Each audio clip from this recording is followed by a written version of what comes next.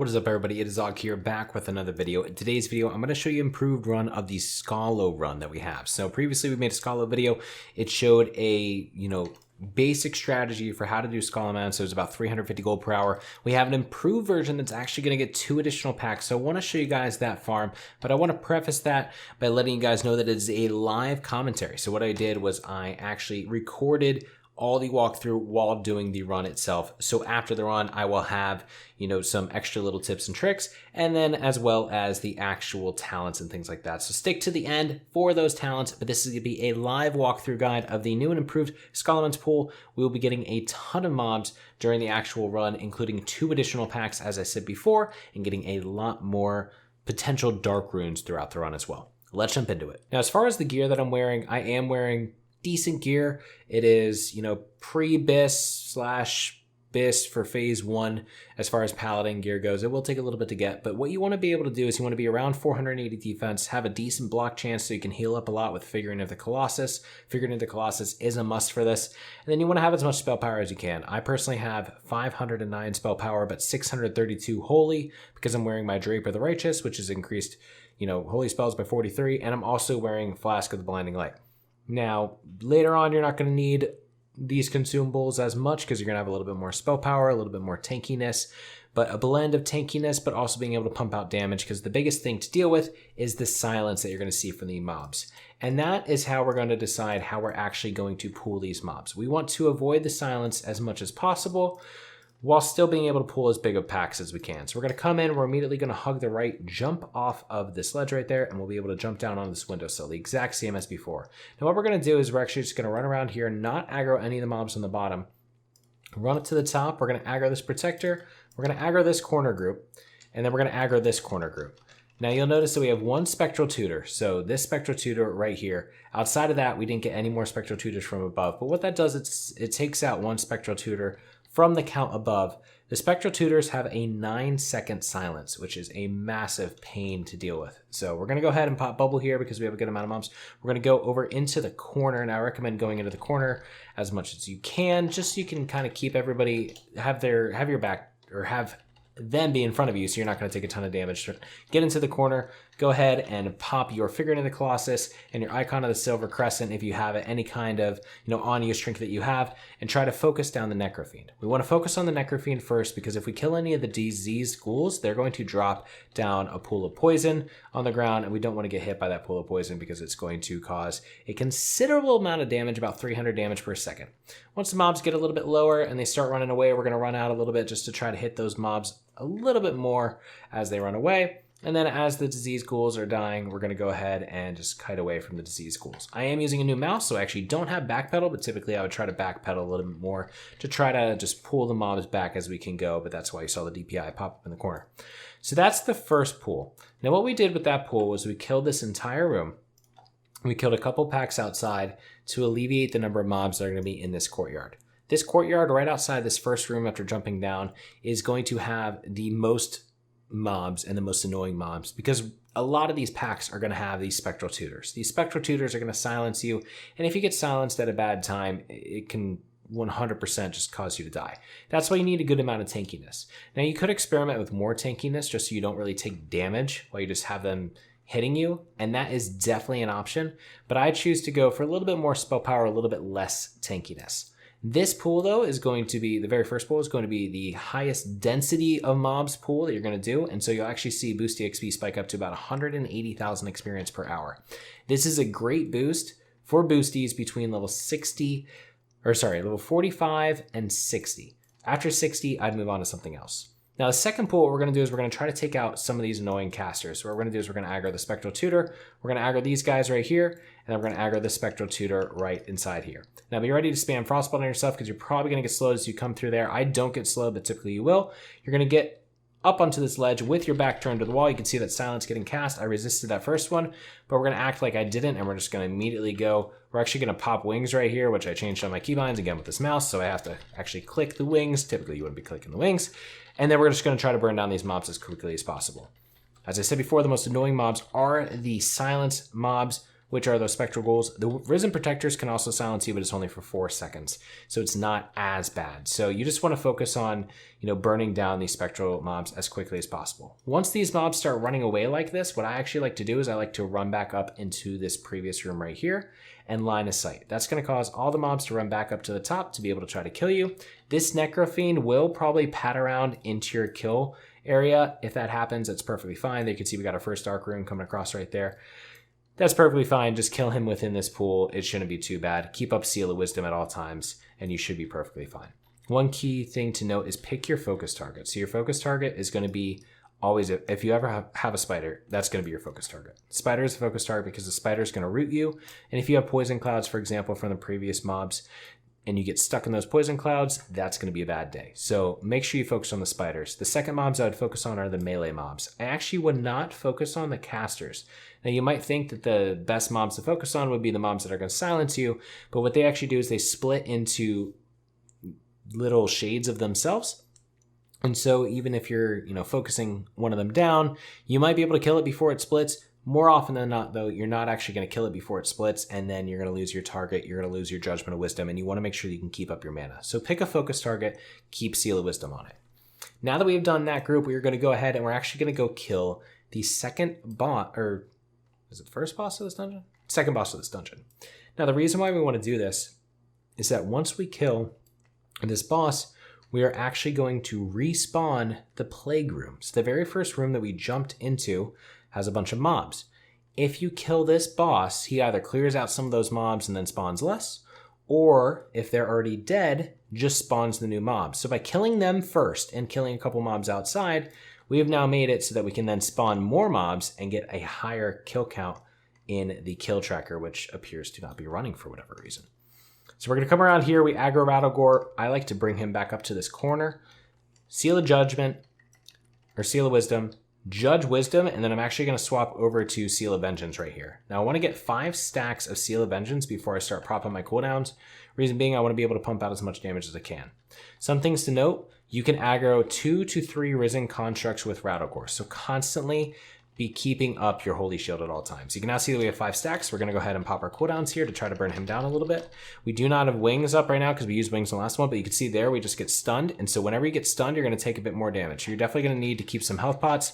If you're ready for that stun, that could definitely cause you some problems. It might not be a bad idea to go ahead and stun one of the mobs just to try to take a little bit less damage, because this definitely can cause you some damage if you do not resist the stuns. There we were able to resist the stun, so we're fine. You always have pots if you need them.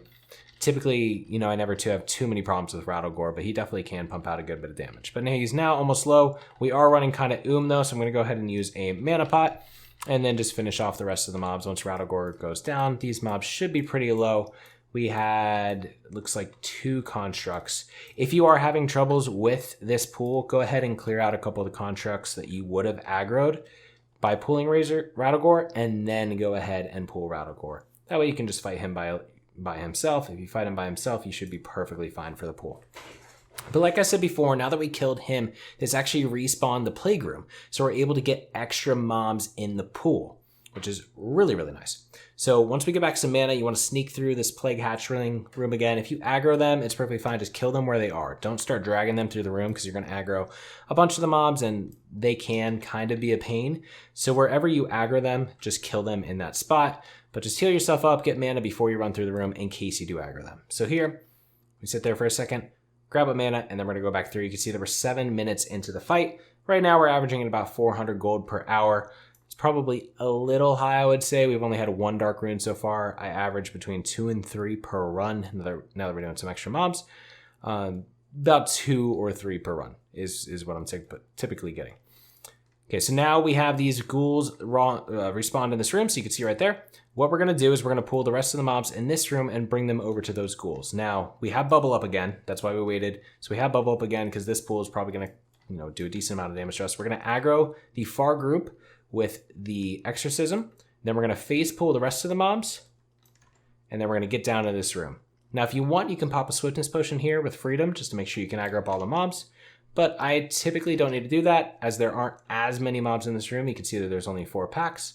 Once we have them all aggroed, though, we're going to go bubble just like before, go into the corner, drop down our consecrate. I'm actually going to go ahead and pop my cooldowns, and then I'm actually going to Holy Wrath because we got the extra chance here. Make sure that I don't target a diseased ghoul because I don't want it dying before the rest of the ghouls. And then once we drop everything, we're going to go ahead and pop the rest of our cooldowns, keep up Consecrate. There's only, again, one silence because we took out the silence mob specifically so we could have an easier time burning them down. That mob starts running away, so we're going to switch targets. Just keeping up Seal of Wisdom at all times, so just trying to melee as many mobs as we can to try to keep up our mana. It's important to keep mana pots as you go through this, just because if you don't have mana pots, things could get a little hairy, and you could be running out of mana at some times, but you should be good otherwise. There's the Poison Clouds on the ground.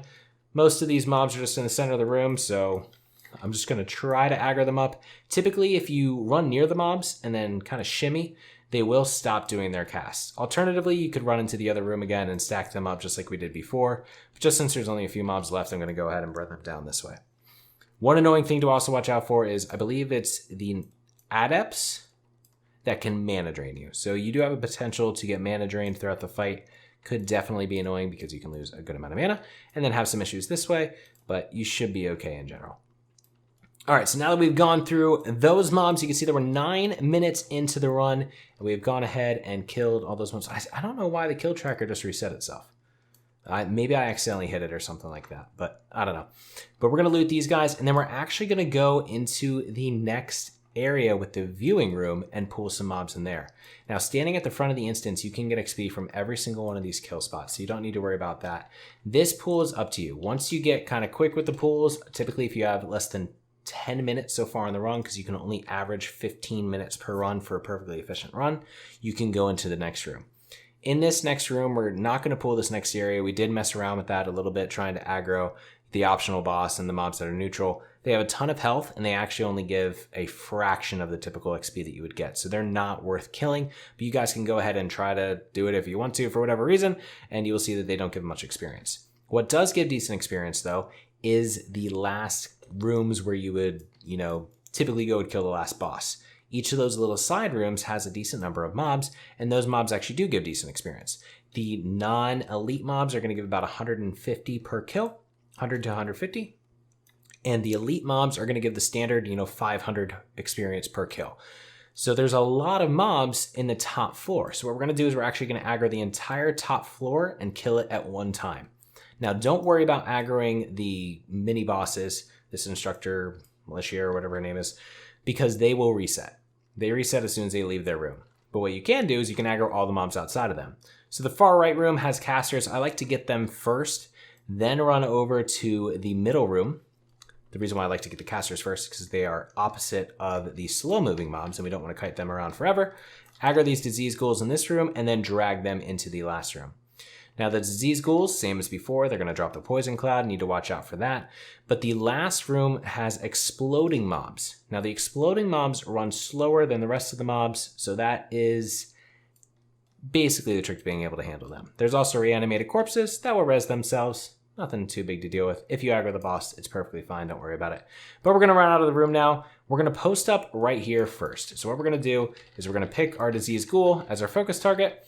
We're going to post up here, and we're going to pop all of our cooldowns. And we're just going to try to burn down these mobs. Now what I want to do is I want to backpedal. Unfortunately, I don't have backpedal bound. So I'm going to need to kind of strafe and make sure that I keep the mobs in front of me as I go, so that we can kind of kite the corpse mobs a little bit as we go through here. What you're going to see is that they are dying, but they're not exploding on us.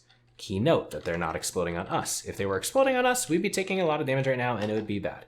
Here we do have Lore Keeper, though. I do want to try to actually burn him down, because the rest of the mobs are kind of going to actually hit me pretty hard here. So I'm going to try to burn down this Lore Keeper as quickly as possible, and I'm going to keep on line of sighting. We can see that the adepts are coming around the side.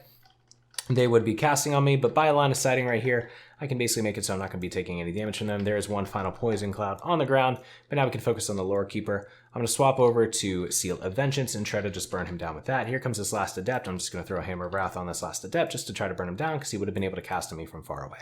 So now we just have the Lore Keeper and a couple more reanimated corpses. I'm just keeping myself dispelled. I have Judgment of Wisdom on him just to try to get a little bit of mana back, and then I'm killing him with Seal of Vengeance. Seal of Vengeance burns down the boss pretty quickly. I'm also going to pop Holy Shield just so I can get some extra damage rolling through with that, but you can see that his health is ticking away pretty quickly. But there you can see there were a ton of mobs that we just killed. So as far as the unstable corpses, that was 22 mobs. We had disease ghouls, reanimated corpses, risen aberrations, etc. And you can see that we burned through a lot of mobs. So some of these mobs actually can drop dark runes, including that mini boss, if you actually do get him. Most of the time I try not to pull him, but if you pull him, it's perfectly fine. But you can see we got a dark rune right there from that necromancer. So there's mobs throughout the instance I can give you dark runes. These mobs at the end here are just going to give you raw silver, so it's not going to be as good. But you can see that we are already up to an estimated about 100 gold, and we still have one pool left. Now, I do not have my mage food and water, so it's taking me a little bit longer to heal up each of these times because I have to heal myself first and then drink water, and it's a little bit slower. But you guys can see that since we're only at 14 minutes, you can get it down definitely to 15 minutes per run. I'm also talking through this as we do this live, so it adds a little bit of complexity. But we're now ready for the last pool. Something to note with this last pool is that there's a lot of summoners. The summoners are going to be kind of annoying because they're going to perpetually spawn mobs. You have a couple of options that you can use for this. You can break this into 2 pools, which is going to make it a lot easier. Or you can try to do it all in 1 pool and burn down the mobs like we're going to. If you choose to do it all in 1 pool and burn down the mobs, just be cognizant that it's going to be a little bit annoying as the summoners come up, and I recommend just trying to reset the summoners, and I'll show you how to do that in just a second. But what we want to do here is we want to go into the next room. I'm going to make sure that I have Seal of Righteousness rank 1 ready to go to aggro up all these mobs, and I'm going to aggro up everything left in the instance. I want to make sure that I try to hit the summoners. If I hit the summoners, they tend to actually follow me more. As you can see here, this guy's following me before he even starts casting, and then they tend to actually come through the kill area a little bit easier. So I'm just going to hit them as I run by them, aggro up this last pack. This pack will auto aggro, and then we're going to run to the entrance. Inside the entrance, or as we go there, you have a couple options. There's a few mobs off to the left right here. I typically grab these first 4. You can also grab one of the, watch out there because I did get stunned and webbed right there. So I had to pop freedom on myself. Make sure that you swap out of freedom once you get into the kill spot. But these risen guards can stun, and you have a lot of risen guards. So what I'm going to do here is I'm actually going to pop a free action potion, get into the corner, pop my figure into the Colossus, and now we're just going to focus on burning down these mobs as quickly as possible. They do also apply Sunder Armor. I'm keeping Bubble ready to go so I can pop Bubble on myself, and I also did get a Curse of Blood on myself, which is also annoying. But with Figure into the Colossus, I'm able to keep myself up pretty easily, so I'm just focusing on keeping up my mana. I am also getting mana drained at times from these mobs. So what I'm actually going to do once Figurine goes down is I'm actually just going to pop Bubble right away and just try to finish off the mobs with Consecrate as I keep Bubble on myself. Bubble will be back up because we're probably going to vendor after the run. It'll be back up pretty soon so we can get started with the next run. If you want to break it up into 2 pools, you would not need to bubble, and I can show you guys how to do those 2 pools in a second. But once we get all the mobs down outside of these summoners, as you can see here, it's really just the summoners that are left. We are ready to reset the instance. I'm just going to hit this Adept from a long shot, sniped, and then we're going to jump up onto this ledge, and there's 1 Risen Guard up. So key note is that if there's a Risen Guard, the Risen Guard will snap you back. Now, he's the only mob that will snap you back. If that happens, make sure you judge him with Seal of Wisdom, and then reapply Seal of Wisdom so you can keep up Consecrate, so as more of these lackeys come, you can take care of them. The reason why I don't want to just wait for all the summoners to come and try to kill them is that for whatever reason, when the summoners are in this room, it's only when they're in this room that they've done it to me, they cast Drain Life, and that Drain Life actually hits really hard. But now that they're done, all of those Risen Guards are dead. I'm going to go ahead and reset the mobs. You can see here we're at 16:48. As I said before, it wasn't as efficient as I can be. You can get it down to 15 minutes for sure. And then we are done with the instance. We'll be able to loot these last mobs, see how much gold we made. But you can see the reset right there. And then we're able to go and loot the mobs. I'm not sure actually if this lackey is going to aggro. No, we're good. So he's just going to reset. But now we can go ahead and loot the final mobs of the instance.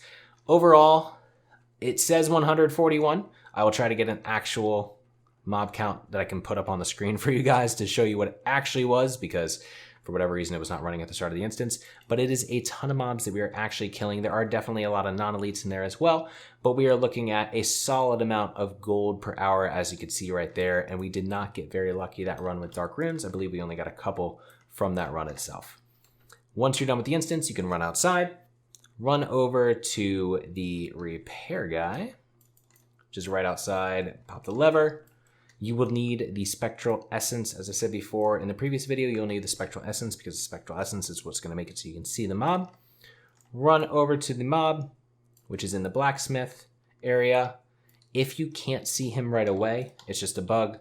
Take off your Spectral Essence, re-put on your spectral essence, and now you can see the mob. Repair, vendor, get right back in, and you can get right back into the pools. So I started off on my stream doing more of the easy methods the other day for the final 2 pools. Now I broke it out into 2 pools, and this is what you could do if you would like to. You would likely have to skip the last kind of room before where the final boss would be, those 3 rooms that we combined, in order to get these into the pools within the 15 minutes. But basically, if you pull the summoners and then you actually go down into Kurtanos, I believe his name is, room down here, and you hide behind these candlesticks, this is a great spot to burn down the mobs. Be careful not to jump up onto the ledge that we're right next to right here, because it actually will cause you to evade and cause you to port back towards the mob, just like it happened earlier with the Risen Guards. But in this spot, you're able to basically take out these mobs. And then what actually kind of happens is that the summoners start walking down. You can see them just inching closer and closer there. And so you're actually able to take out the summoners easier. And I have yet to have a drain life that I've known of cast on me while in this area. Doesn't mean that it's not going to happen from the summoners, but if it happens a lot less than it happens above, that is going to help. And maybe it's like a duration of fight kind of thing when they start casting it. You definitely do have to be careful, though. You probably won't need to pop bubble on these packs, depending on your gear. Probably won't need to, but if you do, just pop bubble. Better to live than to die. After you pull these guys, though, it's pretty easy to get the next pull. We pull those same mobs as before. We grab the 2 packs over on the left, jump up to the top, and then we kill them in the corner. This time, you'll not have to reset any of the mobs, because you have no summoners and no just infinite spawn of lackeys that are coming after you during the actual kill phase. And so you can just kill these mobs here real nice and easily. Pop wings if you'd like to, just to burn them down real quick. Make sure you use your figure into the Colossus to heal yourself, but you can just burn these mobs down very quickly, and that is the alternative strategy. This way of doing it will add probably about 2 minutes to the run, so just keep that in mind. Your goal is to get your run to 15 minutes and get the most mobs possible, focusing on the mobs that are going to drop dark runes, obviously, for your own loot, but if you're boosting, to get the most mobs possible to get the most experience for your boosties. As far as talents go, here is what I'm running. Basically, the idea here, guys, is to mitigate as much damage as possible, have 1 point into Reckoning so we can get some extra bonus swings just to try to keep our mana up as much as we can, and then go pure damage from there. So the mobs are all going to be undead or humanoid, which means Crusade's going to add the 3%, and overall between one-hand specialization and all these other increases to our damage, we're looking at about 35% increased damage with this build. It's really important to go through the mobs fast so that you don't die just from being silenced and eventually rotted down. So you want to make sure you can pump out the damage, and I would highly recommend using this spec. If you want to try to pick up kings, you can as well. I would probably sacrifice 1 point into shield specialization to try to pick up kings if you'd rather have kings just for a little bit more health, hopefully trying to keep yourself alive, over the Blessing of Sanctuary. Up to you guys on however you want to play that. If you guys really want to get as much gear as you possibly could to help with this farm, I recommend trying to pick up this drop. Now, it is a low drop chance based on this. I don't know if this is the actual chance of it dropping, but it's out of Heroic Blood Furnace off the last boss, which that dungeon sucks, but it reduces the duration of any silence or interrupt effects used against the bearer by 20%. That's really nice to have, and it also has, damage and healing. It's a neck piece. This is really nice to have for the Scholar run. If you have this item, highly, highly recommend using it. Or if you want to go try to farm the item, definitely do a Heroic Blood Furnace every day to try to pick it up. All right, everyone, that wraps up today's video. I hope you all enjoyed it, and if you did, please subscribe and leave a like and a comment below to let me know so. And if you guys have any other ideas for any other videos, please let me know in the comments below. Also, check out the description for the Twitch where I do all this live, and also for my Twitter and Discord where you guys can be notified of any future updates and when I'm going to go live on stream. So I'll see you guys in the next video.